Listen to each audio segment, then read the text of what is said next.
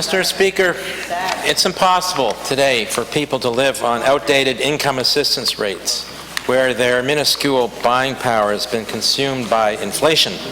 For the past 9 years, the income for singles has been stuck at just $537 a month. Imagine trying to live on that, Mr. Speaker. It's impossible. Adjusted for inflation today, this should be $626. Today is UN Human Rights Day, and signatories to the UN Declaration on Human Rights, like Canada, are supposed to guarantee an adequate standard of living so everyone can afford the very basics of food, clothing, housing, and transportation.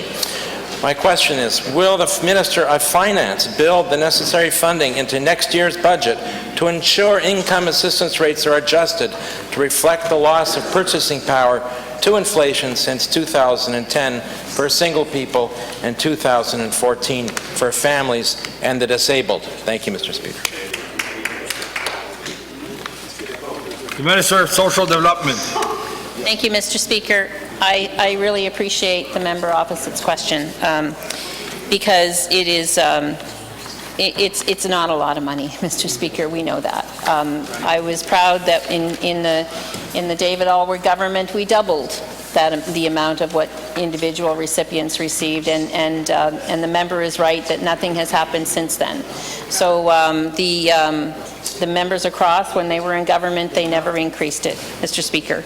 So while I cannot commit to a budgetary line item yet, as we are exploring those budgetary items now, I certainly will commit that it is conversation that will be at the table. We've talked about social development reform, social assistance reform in our platform, and so it will be a discussion. Thank you, Mr. Speaker.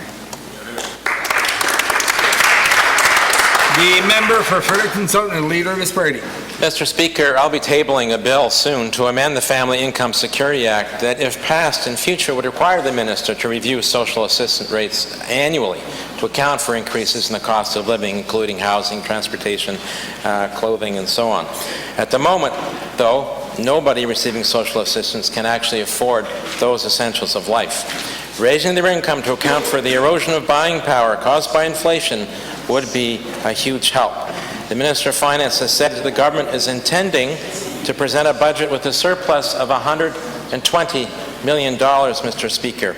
Given the desperate needs of those living on social assistance, surely the Minister can supply, it's the Minister of Social Development, with the $19 million from his surplus to ease the burden of life for people living on social assistance. It's not their choice, Mr. Speaker.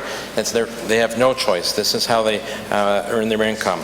Will the Minister of Finance commit to this, or will he pay Scrooge this Christmas?